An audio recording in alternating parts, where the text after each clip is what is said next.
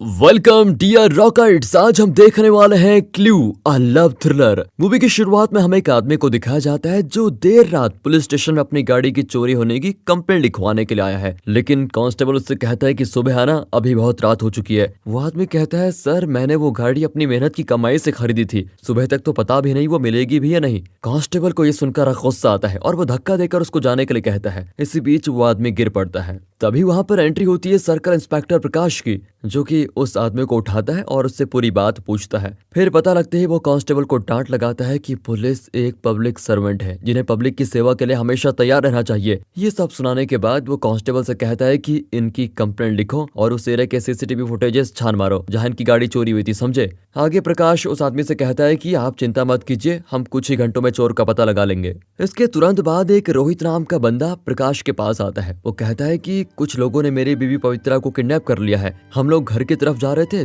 तभी उन्होंने हमारा रास्ता रोका और मुझे मारकर बेहोश करने के बाद वो पवित्रा को किडनैप करके ले गए। उसकी ये बात सुनकर प्रकाश रोहित के साथ उस जगह को देखने के लिए जाता है जहाँ पर पवित्रा को किडनैप किया गया था। ये जगह देखने के बाद प्रकाश रोहित के साथ वापस पुलिस स्टेशन आता है, जहाँ प्रकाश से एक दूसरे केस के बारे में डिस्कस करने उसकी जूनियर सुनीता आती है। वो बताती है कि सर, हम लोग अभी तक उन 3 लड़कों के मिसिंग होने का पता नहीं लगा पाए जो कि पिछले 10 दिन पहले एक साथ कहीं गायब हो गए थे। यहाँ जब प्रकाश उनकी फाइल को देख रहा होता है तो रोहित की नजर उन 3 लड़कों की फोटो पर जाती है, जिन्हें देखती रोहित कहता है कि सर, इन्हीं तीनों ने तो मेरी बीबी का किडनैप किया है, मैं इन्हें अच्छे से पहचानता हूँ। इन तीनों के साथ इनका एक ड्राइवर भी था। अब रोहित की इस बात को सुनकर सुनीता और प्रकाश दोनों ही कंफ्यूज हो जाते हैं कि आखिर 10 दिन पहले गायब हुए ये लोग किसी का किडनैप कैसे कर सकते हैं। यहाँ प्रकाश रोहित से पूछता है, क्या तुम्हारी इन लोगों से कोई दुश्मनी थी। रोहित कहता है कि मुझे पता नहीं कि इसे मैं अब कहूँ क्या, इसलिए मैं आपको पूरी कहानी सुनाता हूँ। उसके इतना कहते ही कहानी फ्लैशबैक में जा पड़ती है, जहां हम देखते हैं कि रोहित और पवित्रा की नई शादी हुई है और वो दोनों एक फ्लैट में हाल ही में शिफ्ट हुए हैं। दोनों की जिंदगी किसी भी दूसरे नए कपल की तरह एकदम रंगीन थी। यहाँ तक कि रोहित जब काम पर भी होता था तो वो पवित्रा को मैसेज करता और हमेशा उसके बारे में सोचता रहता। पवित्रा भी रोहित से बहुत प्यार करती थी और इस तरह इनकी लाइफ हंसी खुशी बीत रही थी। फिर एक दिन जब रोहित काम से घर वापस आता है, वो देखता है कि पवित्रा किसी बात को लेकर बहुत परेशान है। उसके पूछने पर पहले तो पवित्रा रोहित को कुछ नहीं बताती, फिर बाद में जब रोहित उसे अपनी कसम देता है तो पवित्रा बताना शुरू करती है कि हमारे सामने वाले फ्लैट में जो 3 लड़के रहते हैं वो जिस दिन से हम यहाँ पर आए हैं उस दिन से मुझे अजीब तरह से देखते हैं, और आप जब ऑफिस चले जाते हो तो वो तीनों दरवाजे की बैल बजाते हैं और मुझे गलत बातें बोलते हैं। इस पर तो मैंने उन्हें पुलिस की धमकी दी तो वो लोग चले गए, पर आज सुबह वो दोबारा आए और मुझसे बोला कि जब तुम्हारा पति चला जाए तो तुम हमारे पास आ जाना, और अगर तुम नहीं आई तो हम तुम्हारे पति को जान से मार देंगे। ये बात सुनकर रोहित उन लोगों से बात करने के लिए जाता है जो कि नशे में पूरी तरह धुत होते हैं। रोहित ठहरा सीधा साधा मिडिल क्लास आदमी, वो वहाँ उन तीनों लड़कों के साथ उनके ड्राइवर को देखकर थोड़ा सहम जाता है। यहाँ इन 3 लड़कों का नाम पवन, प्रशांत और वसु होता है। रोहित तीनों से विनती करता है कि तुम लोग प्लीज मेरी बीवी पर गलत नजर मत डालो, प्लीज हमें छोड़ दो। लेकिन रोहित की इस विनती पर वो लोग हंसते हुए जबरदस्ती रोहित के कपड़े उतरवाते हैं और फिर उसको बुरी तरह मारने के बाद उससे कहते हैं कि अगर कल रात को तुमने अपनी बीवी को हमारे पास नहीं भेजा तो तुम सोच भी नहीं सकते कि तुम दोनों का एक साथ हम क्या क्या करते हैं। रोहित बेचारा मार खाकर वापस पवित्रा के पास आ जाता है, जो कि उसकी यह हालत देखकर काफी दुखी होती है। यहाँ दोनों डिसाइड करते हैं कि वो कल ही इस फ्लैट को खाली करके कहीं दूसरी ओर शिफ्ट हो जाएंगे। रोहित को भी यही सही लगता है और वो अगले दिन पवित्रा को लेकर दूसरी जगह चला जाता है, जबकि सामान लेने के लिए उसने पैकेट्स और मूवर सर्विस ले रखी होती है, तो ये सामान भी उनके साथ वहाँ शिफ्ट हो जाएगा। लेकिन इस सामान को जाते हुए वो तीनों लड़के देख लेते हैं। फिर इसके 2 दिन के बाद जब पवित्रा और रोहित कहीं से घर की तरफ जा रहे होते हैं, तभी पवन, वासु, प्रशांत और उनका ड्राइवर रोहित का रास्ता रोकते हैं और वो रोहित को मारकर बेहोश करने के बाद पवित्रा को उठा लेके जाते हैं। रोहित की ये कहानी सुनने के बाद प्रकाश उससे कहता है कि तुम जाकर पवित्रा के बारे में अपनी तरफ से पता करो और हम भी अपनी इन्वेस्टिगेशन शुरू करते हैं। रोहित की वहां से जाने के बाद भी प्रकाश इस केस के बारे में सोच रहा होता है। अगले दिन सुनीता पवन के ड्राइवर का एड्रेस पता लगा लेती है और प्रकाश के साथ उसके घर के लिए निकलती है, मगर उनके वहां पहुंचने से पहले ही हम रोहित को पवित्रा के साथ ड्राइवर के घर में देखते हैं, जहाँ रोहित एक बड़े से हथौड़े की मदद से उसके सर पे वार करके उसे मार डालता है। अब रोहित और पवित्रा यहाँ ये सब कुछ क्यों कर रहे हैं और आखिर इनका असली मकसद क्या है, ये हमें मूवी में आगे पता चलेगा। फिलहाल इन लोगों के जाने के बाद जैसे ही वहाँ पर प्रकाश आता है, उसे वहाँ ड्राइवर की लाश मिलती है, जिसको देखकर तो सुनीता और वो काफी हैरान हो जाते हैं। फिर प्रकाश यहाँ से सीधा पवन और रोहित के फ्लैट में जाता है। उस बिल्डिंग का गार्ड प्रकाश को पवन और रोहित के फ्लैट्स को दिखाता है जो कि लॉक होते हैं। यहाँ प्रकाश उस गार्ड से सवाल करता है कि क्या ये सच है कि पवन और उसके दोस्त पवित्रा को परेशान किया करते थे। गार्ड हंसते हुए कहता है कि सर, किसी ने आपको गलत जानकारी दी है, क्योंकि पवन और उसके दोस्तों को उल्टा पवित्रा ने परेशान करके रखा हुआ था। अब गार्ड की इस बात पर प्रकाश उसे हैरानी भरी नजरों से देखता है और अब हमें उस गार्ड के नजरिए से वो फ्लैशबैक दोबारा से दिखाया जाता है, जिसमें पवित्रा रोहित के सामने तो अच्छी बनी रहती है, लेकिन जैसे ही वो जाता है वैसे ही पवित्रा नशा वगैरह करना शुरू कर देती है। यहाँ हम ये भी जान पाते हैं कि पवित्रा रोहित से खुश नहीं थी, इसलिए जब उसकी नजर सामने के फ्लैट में रहने वाले पवन और उसके दोस्तों पर गई तो वो अलग अलग तरह से उन्हें रिझाने की कोशिश करने लगी। कभी वो उन्हें अपनी खूबसूरती दिखाती तो कभी उनको इशारे करती। फिर एक शाम जब रोहित उसके साथ रोमांस कर रहा था तो उसने खिड़की के पर्दों को हटाकर जानबूझकर उन तीनों को ये देखने दिया। इससे अब तीनों ही लड़के पूरी तरह से बहक चुके थे और जब अगले दिन रोहित काम पर गया तो पवन और उसके दोस्त पवित्रा के पास आ गए, जिन्हें वहां देखकर वो काफी खुश होती है क्योंकि वो यही तो चाहती थी। फिर पवित्रा उन तीनों के साथ वो सब कुछ करती है जो उसके करने का मन था। इसके बाद दूसरे दिन जब वो तीनों बैठकर पढ़ाई कर रहे होते हैं तभी पवित्रा उन्हें कॉल करती है, लेकिन वो तीनों ही उसका कॉल नहीं उठाते क्योंकि वो अब सिर्फ पढ़ाई पर ध्यान देने लगे थे, क्योंकि उनके एग्जाम सर पर थे। यहाँ उन्हें यह एहसास हो चुका था कि यह हम जो भी कर रहे हैं वो गलत है। वैसे रॉकर्स, जब कभी आपने एग्जाम दिए हो या आप देते हो तो आपका सबसे बड़ा डिस्ट्रैक्शन क्या चीज है, कमेंट करके बताइएगा। चलिए कहानी में आगे बढ़ते हैं। इन तीनों के फोन न उठाने पर पवित्रा वहां खुद आ जाती है और तीनों से कहती है कि अगर तुमने मेरे कहे मुताबिक चीजें नहीं की या मुझे इग्नोर किया तो मैं तुमको हर जगह बदनाम कर दूंगी। अब जो पिछले दिन इन्होंने पवित्रा के साथ किया था उसकी पवित्रा ने वीडियो बना ली थी और उसे दिखाकर वो पवन, प्रशांत और वासु को ब्लैकमेल करती है और जहां भी उसका मन करता वो उन्हें अपने हिसाब से इस्तेमाल करती। यहाँ तक कि गार्ड ने खुद पवित्रा को उनके साथ जबरदस्ती करते हुए देखा था। आगे वो प्रकाश से कहता है कि सर, एक रात अचानक पवित्रा और रोहित यहाँ से कहीं चले गए थे और उसके 3 दिनों के बाद ही पवन, प्रशांत और वासु भी कहीं अचानक से गायब हो गए। अब गार्ड की कहानी सुनकर प्रकाश की समझ में नहीं आ रहा होता है कि वो उसकी कहानी पे विश्वास करे या रोहित की कहानी पे। खैर, प्रकाश जब पुलिस स्टेशन पहुंचता है तो वहां सुनीता ने लड़कियों के दलाल यानी कि ब्रोकर को पकड़ा है। यहाँ प्रकाश उस दलाल से कहता है कि तुम लोगों की वजह से ही कई मासूम लड़कियों की जिंदगियां खराब होती है, इसलिए तुम्हें माफ करने का सवाल ही नहीं उठता। इसके बाद प्रकाश सुनीता से पवित्रा के केस के बारे में और डिस्कशन करने लगता है। तभी उस केस फाइल से पवित्रा की फोटो नीचे गिरती है, जिसे जब वो दलाल देखता है तो कहता है कि ये तो शांति है और ये एक धंधा करने वाली औरत है। उसकी इस बात को सुनकर प्रकाश उससे कहता है कि लेकिन इसका तो किडनैप हो चुका है। वो आदमी जवाब देता है कि सर, ये खुद 100 लोगों को अकेले किडनैप कर ले, भला इसे कौन किडनैप करेगा। साथ ही आगे वो बताता है कि वो खास करके सागर नाम के बड़े ब्रोकर के लिए काम किया करती थी, जो कि आपको शहर के बाहर एक गेस्ट हाउस में मिल जाएगा। अब उसकी बात सुनते ही प्रकाश तुरंत निकलता है, लेकिन एक बार फिर से पवित्रा के साथ रोहित वहां पर आता है और सागर के साथ बाकी के लोगों को भी हथौड़े से मारकर चला जाता है। जिसके जाने के बाद वहां प्रकाश और सुनीता पहुंचते हैं, जो कि वहां सागर की लाश को देखकर समझ नहीं पाती कि आखिर ये सब कुछ कौन कर रहा है।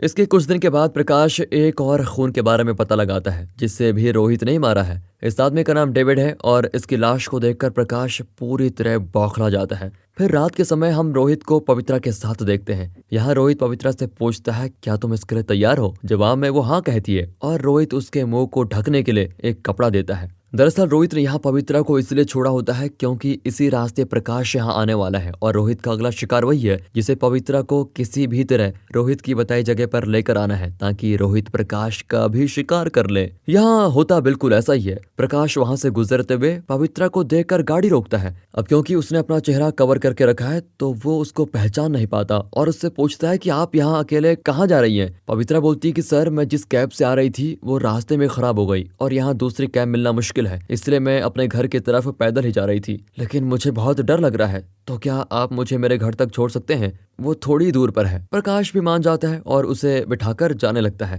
तभी रास्ते में अचानक से पवित्रा का चेहरा खुलता है और प्रकाश उसे पहचान लेता है। वो पवित्रा को देखते ही उसे बेरहमी से मारना शुरू करता है। तभी वो देखता है कि रोहित उसकी तरफ हथौड़ा लेकर आ रहा है, तो वो गाड़ी स्टार्ट करके वहीं से निकल जाता है। फिर हम अगले सीन में पवित्रा को प्रकाश के सामने देखते हैं, जो कि पवित्रा को एक खुफिया जगह पे लेके आया है, जहां उसके अलावा कुछ गुंडे भी मौजूद हैं। प्रकाश पवित्रा से कहता है कि मैं उतना अच्छा पुलिस वाला नहीं हूं जितना कि लोग मुझे समझते हैं, बल्कि मैं तो चोरी चकारी से लेकर लड़कियों के खरीदने और बेचने के कारोबार में शामिल हूँ। इन सभी से मुझे अच्छे पैसे मिलते हैं और तुम उस रोहित के साथ मिलकर मेरे ही लोगों को खत्म करती जा रही हो। आखिर तुम दोनों हो कौन और ऐसा क्यों कर रहे हो? साथ ही रोहित ने मुझ तक पहुंचने के लिए तुम्हारे बारे में झूठ बोला कि तुम्हारा किडनैप हो गया है, जबकि तुम उसकी बीवी हो ही नहीं। तुम तो एक धंधे वाली हो और तुमने जो कुछ भी किया वो इसीलिए किया ताकि मुझे मार पाए। आखिर क्यों? तुम्हारे और रोहित का मुझसे लेना देना क्या है? उसके इतने सारे सवालों के जवाब में पवित्रा उससे कहती है, क्या तुम सच में रोहित को नहीं जानते? और इसी के साथ एक बार फिर से कहानी फ्लैशबैक में जाती है, जहां हम रोहित को उसकी बहन वेनिला के साथ देखते हैं। वेनिला और रोहित दोनों ही एक दूसरे से बहुत प्यार करते थे, यहाँ तक कि रोहित वेनिला को अपने सर आंखों पे रखता था। एक दिन वेनिला को मलेरिया हो गया तो रोहित ने उसकी काफी सेवा की, जिससे वो जल्दी सही भी हो गई। इसके माता पिता भी इनके बीच का ये प्यार देखकर काफी खुश रहते थे। पर वेनिला अपनी आगे की पढ़ाई करने के लिए शहर में चली जाती है, जहाँ उसे रेंट पर एक फ्लैट लेना होता है। पर रोहित उसे रोज सुबह शाम फोन करता है और इस तरह कुछ महीने और बीतते हैं और हम देखते हैं कि वेनिला असल में पवन से प्यार करती है, मतलब कि वही पवन एक समय वेनिला का बॉयफ्रेंड था। वेनिला के बर्थडे पर पवन उसे सरप्राइज देता है और इस दौरान वहाँ पवन, प्रशांत और वासु मिलकर वेनिला के साथ केक काटते हैं। फिर वासु और प्रशांत चले जाते हैं और मौके का फायदा उठाकर पवन वेनिला के साथ रोमांस करता है। इसके अगले ही दिन वेनिला को जब रोहित का कॉल आता है तो उससे वेनिला बातों ही बातों में पवन के बारे में बता देती है और कहती है कि मुझे उसी से शादी करनी है, जिसकी इस बात को सुनकर रोहित बिल्कुल भी गुस्सा नहीं होता और उससे कहता है कि तुम्हारा चुना हुआ लड़का है तो अच्छा ही होगा और मम्मी पापा की चिंता तुम मत करो, उन्हें मैं मना लूंगा। वेनिला रोहित की इस बात को सुनकर खिल उठती है और ये बात बताने के लिए वो तुरंत पवन से मिलने जाती है, जहाँ पवन के अलावा प्रशांत और वासु के साथ उनका ड्राइवर भी होता है। यहाँ वेनिला पवन से कहती है कि मेरे भैया मेरी शादी तुमसे कराने के लिए मान गए हैं। ये सुनकर पवन हंसते हुए कहता है कि मेरे पास भी तुम्हारे लिए खुशखबरी है और फिर वेनिला को वो एक वीडियो दिखाता है, जो कि उन पलों का वीडियो होता है जो कि वेनिला और पवन ने साथ में बिताए थे। वीडियो को देखते ही वेनिला बहुत रोने लगती है। पवन कहता है कि मैंने तुम्हें फंसाया और अब हम तुम्हें जब भी जहाँ भी बुलाएं तुम्हें वहाँ आना होगा, नहीं तो हम ये वीडियो हर जगह फैला देंगे। वेनिला बोलती है कि मेरा भाई तुम सबको छोड़ेगा नहीं, जब उसे इन सबके बारे में पता चलेगा तो तुम्हारी खैर नहीं। ये कहकर वो जाने लगती है तो सभी मिलकर वेनिला को काफी ज्यादा मारते हैं और उसे बेहोशी का इंजेक्शन दे देते हैं। फिर वो सभी बेहोशी की हालत में वेनिला के साथ एक एक करके वो गलत काम करते हैं। इसके बाद जब वेनिला को थोड़ा होश आता है तो वो उससे कहते हैं कि अगर तुम यहाँ से जाना चाहती हो तो अपने भाई से कॉल करके उससे पैसे ट्रांसफर करने को बोलो। वेनिला इतना झेल चुकी थी कि वो उसी हालत में रोहित को कॉल करके कहती है कि भैया मुझे कुछ पैसों की जरूरत है, आप जितने भेज सकते हो भेज दो। ये सुनते ही बहन के प्यार में अंधा रोहित तुरंत उसे पैसे भेज देता है और उससे पूछता है कि आखिर तुम्हें हुआ क्या है, ऐसा क्यों बोल रही हो और तुम्हें इतने पैसे की जरूरत आखिर पड़ी क्यों? लेकिन प्रशांत उसका फोन छीनकर ऑफ कर देता है। रोहित को कुछ भी सही नहीं लगता और वो वेनिला को ढूंढने के लिए निकल पड़ता है। इधर यहाँ एंट्री होती है डेविड की, जो कि लड़कियों को खरीदने और बेचने के धंधे में पुराना होता है और उसी ने इन तीनों को सागर से भी मिलवाया था। तब से ये लोग लड़कियों को इसी तरह फंसाकर उन्हें सागर को बेच देते हैं, जिसके इन्हें लाखों पैसे मिलते हैं। अब जब भी ये कोई लड़की बेचने जाते हैं तो ये लोग उसका कुछ कमीशन डेविड को भी देते हैं, मगर सिर्फ कमीशन से ही डेविड का काम नहीं चलता। वो इन लोगों की तरह वेनिला को इस्तेमाल करके यहाँ से चला जाता है। फिर इसके बाद वहाँ प्रकाश आता है, जो कि यहाँ का सर्कल इंस्पेक्टर है, तो उसे भी ये लोग उसका कमीशन देते हैं और वो भी वेनिला के साथ गलत काम करता है। वो किसी जानवर की तरह वेनिला को नोच खाता है और जब उसका मन भरता है तो वो वहाँ से निकल जाता है। इधर बेचारा रोहित अपनी बहन को जगह जगह ढूंढ रहा होता है, तो दूसरी तरफ 25 लाख रुपए में ये लोग वेनिला को सागर के हाथों बेच देते हैं। फिर सागर वेनिला को वैसे ही बेहोशी की हालत में अपने गेस्ट हाउस में लेकर जाता है, जहाँ पवित्रा मौजूद होती है। पवित्रा से सागर कहता है कि तुम कल तक इसका ख्याल रखना, क्योंकि कल इसे मुझे दुबई में बेचना है। इतना कहकर वो चला जाता है और पवित्रा से वेनिला की ये हालत देखी नहीं जाती। वेनिला बेचारी बेहोशी में सिर्फ अपने भाई का नाम पुकार रही होती है। अब क्योंकि ऐसे पवित्रा को भी इस दलदल में फंसाया गया था, तो वो नहीं चाहती कि वेनिला के साथ कुछ ऐसा हो, इसलिए वो सागर से बिना डरे वेनिला को हॉस्पिटल लेकर जाती है और उससे पूछकर वो रोहित को कॉल करके बुलाती है, जो कि अपनी बहन को इस हालत में देखकर काफी दुखी होता है। यहाँ पवित्रा रोहित के साथ मिलकर उन सभी से बदला लेने का प्लान बनाती है। इसलिए दोनों ने मिलकर पति पत्नी का नाटक किया और जो कहानी उस गार्ड ने बताई थी वो बिल्कुल सही थी। फ्लैट बदलने के बाद पवित्रा ने कॉल करके प्रशांत, वासु और पवन को जंगल में आने के लिए कहा था, जिस दौरान वो तीनों अपने साथ कुछ गुंडे भी लेकर आए थे ताकि पवित्रा को किडनैप करके बेच सके। लेकिन वहाँ रोहित पहले से ही मौजूद था, जिसने सभी को मारने के बाद उन्हें ठिकाने भी लगा दिया और इस तरह उसने सागर, डेविड और ड्राइवर की भी जान ले ली। इसी के साथ मूवी अभी के समय में वापस आती है, जहां हम देखते हैं कि प्रकाश के सामने रोहित आ चुका है। वो उसी हथौड़े से प्रकाश सहित उसके सभी आदमियों की जान ले लेता है, जिसके साथ उसका बदला होता है पूरा। फिर प्रकाश की मौत की खबर जैसे ही सुनीता को लगती है, वो इस केस की इन्वेस्टिगेशन बंद कर देती है क्योंकि वो भी प्रकाश की मौत से बहुत खुश है। दरअसल प्रकाश उसके साथ भी गलत काम किया करता था। इधर वेनिला को भी हॉस्पिटल से डिस्चार्ज किया जाता है जिसे रोहित घर लेकर आता है। इसी सीन को दिखाते हुए ये मैसेज दिया जाता है कि प्यार करना गलत नहीं है, लेकिन इंसान को पहचानने के बाद ही उस पर विश्वास करना चाहिए क्योंकि विश्वास की नींव पर ही प्यार का रिश्ता कायम रहता है। इसी के साथ दोस्तों ये मूवी यहाँ पर खत्म होती है। बाकी अगर आपको वीडियो अच्छी लगी हो, मूवी अच्छी लगी हो, एक्सप्लेनेशन अच्छा लगा हो तो लाइक कीजिए, चैनल को सब्सक्राइब करें। बाकी मिलते हैं अगली वीडियो में, तब तक के लिए गुड बाय, अपना ख्याल रखें and finally thanks for watching.